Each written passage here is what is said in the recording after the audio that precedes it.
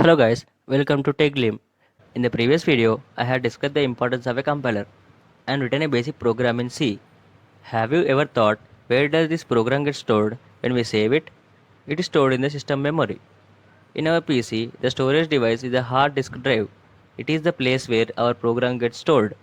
Have you thought who will allocate the memory and how does one know how much memory should be allocated for a particular program? It is the compiler again. In the real world, there are number systems and character sets. Coming to number systems, we categorize numbers as negative and positive, natural and whole, rational and irrational. Also, characters as alphabets, special symbols, and combination of alphabets is a word, and combination of words is a sentence. We can understand that, but a computer, specifically a compiler, can't understand it. In programming terminology, in order to allocate memory for some data, we have to consider its type and range. Based on the type of data we allocate and range, there is a classification of memory allocation called as data types. Following are the data types in C. Let us discuss one by one. In computer science, a primitive data type is a fundamental data type which cannot be broken into simple data type. Following are the primitive data types in C. Data type char. The most basic data type in C, which is used to store single character and requires a single byte of memory, is character data type. It can store symbols, alphabets, and special characters. Data type integer. It is used to store integer values. Based on the range, integer data type is again classified into short int, and long int. Again, each of the three are classified into signed and unsigned. Data type float. It is used to store decimal numbers with single precision. Data type double. It is used to store decimal numbers with double precision.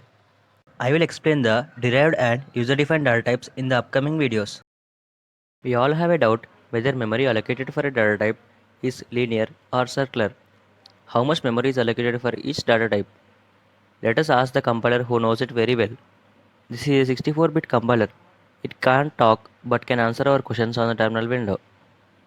How many primitive data types are there in C? How many derived data types are there in C?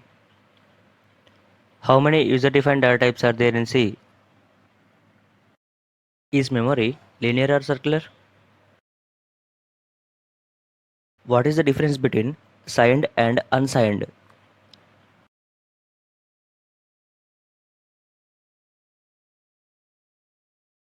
Okay, Mr. Compiler.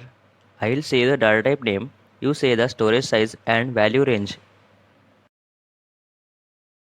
I had discussed the topic with the compiler, noted every data type, size and range, and tabulated the data. Let us cross-check one of the data type in the table so that we could confirm the data in the table is correct or not. Let us consider the data type integer. Its size is 4 bytes. As data is circular, let us allocate memory as circular. 1 byte is equals to 8 bits. So, 32 bits are allocated when data type is considered as integer. There is a formula to calculate the range of data type.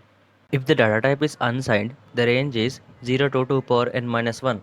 And if the data type is signed, then the formula is 2 power n minus 1 for positive range and minus 2 power n minus 1 for negative range.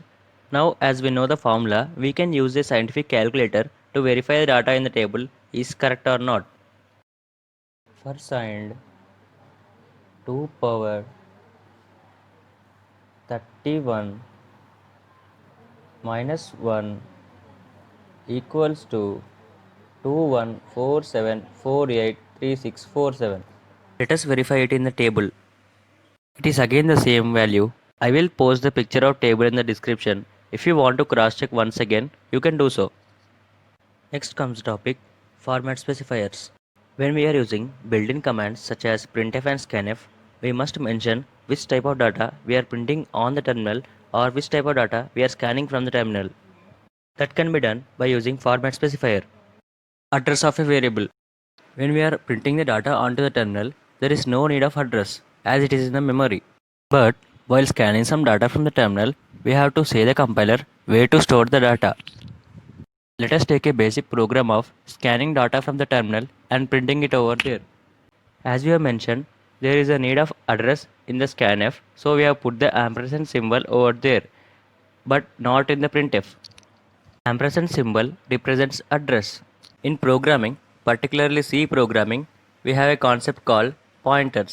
Pointer is a variable which stores the address of another variable. Irrespective of the data type, the size of the pointer is 4 bytes. I will explain the pointers concepts clearly in the upcoming videos. Now, we have a new term, variable. What is a variable? Whenever we are saving some data into the memory, we will be saving it with a name, that is a variable name. I will explain the variable concept in the next video. Let us discuss a basic program based on the concept which we have learned in this video. Write a program to add two natural numbers of range 0 to 70,000. As the range of the input is matching with unsigned short int, sometimes we take all the variables in the program as unsigned short int, but the output may exceed the range in many cases. So we have to choose the data type not based on the input range but also based on the output range. So be careful while choosing a data type. I hope we have covered lots of topics today. Please subscribe my channel and like the video. Thank you.